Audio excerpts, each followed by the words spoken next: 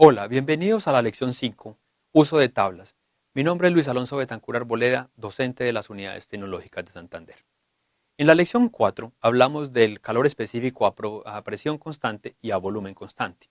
Pero bueno, ¿cómo hallarlos para poder hallar la entalpía y la energía interna? Resulta y sucede que en algunos casos podemos hallarlos a una temperatura de referencia.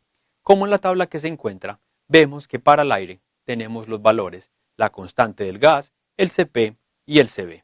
Pero si lo necesitamos para otra sustancia, lo podríamos encontrar. Resulta y sucede que el Cp y el Cv son variables con respecto a la temperatura. Hay tablas más completas en las cuales nos muestran cómo varían, dependiendo de la sustancia y de la temperatura, el valor de de estas propiedades. Tenemos entonces, por ejemplo, para el aire, para el dióxido de carbono, para el monóxido de carbono, y viendo a la margen izquierda las temperaturas, cómo podríamos empezar a hallar estos valores de Cp y de Cv. Tenemos en este caso a 300 Kelvin, a 500 Kelvin. A 300 Kelvin nos da que el Cp es de 1,005 kJ sobre kilogramo por Kelvin, mientras que para 500 Kelvin el Cp es de 1,029 kJ sobre kilogramo por Kelvin. Bueno, entonces hay tablas mucho más completas que nos permiten hallar ya directamente la energía interna y la entalpía sin tener que hallar primero el Cp y el Cv. En este caso, a la derecha, tenemos los valores de las entalpías variando con la temperatura. Para un gas ideal, la entalpía y la energía interna solo son funciones de la temperatura. En este caso, por ejemplo, para el gas ideal aire, podemos hallar a 300 Kelvin que la entalpía es de 300,19 kJ sobre kilogramo por Kelvin. Y para 310 Kelvin tenemos que la entalpía es 310,24 kJ sobre kilogramo por Kelvin. Ahora, utilizando una tabla en la cual hallemos el Cp y el Cv como la que se ve a la margen izquierda de sus pantallas, podemos hallar a 300 Kelvin, podemos hallar que el Cp es 1,005 kJ sobre kilogramo por Kelvin y el Cv 0,718 kJ sobre kilogramo por Kelvin.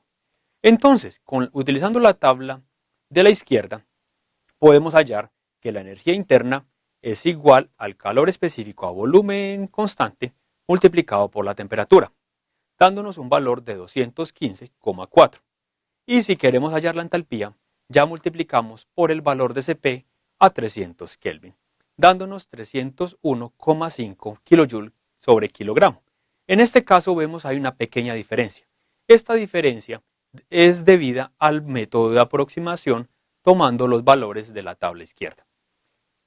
Entonces, para esto, resulta y sucede que hay algunos casos en los cuales nos piden valores de propiedades en los cuales no están tabulados. En este caso, por ejemplo, ¿qué pasaría si yo quisiera el valor de la entalpía a 302 Kelvin? Miremos que la temperatura no está a 300 y 305 Kelvin. Por lo tanto, vamos a hacer un ejercicio, una pequeña interpolación. Tenemos a 302 Kelvin, no conocemos la entalpía, pero a 300 Kelvin la conocemos y a 305 también la conocemos. Por lo tanto, aplicaremos la interpolación lineal. Vamos a hallar los valores a una temperatura menor, llamémosla Tmin, de 300 Kelvin, hallamos la Hmin, que en este caso sería la entalpía correspondiente a 300 Kelvin, que en este caso nos da 300,19. Ahora busquemos a 305 Kelvin. Tenemos que la temperatura 305 Kelvin nos da una entalpía de 305,22 Kelvin.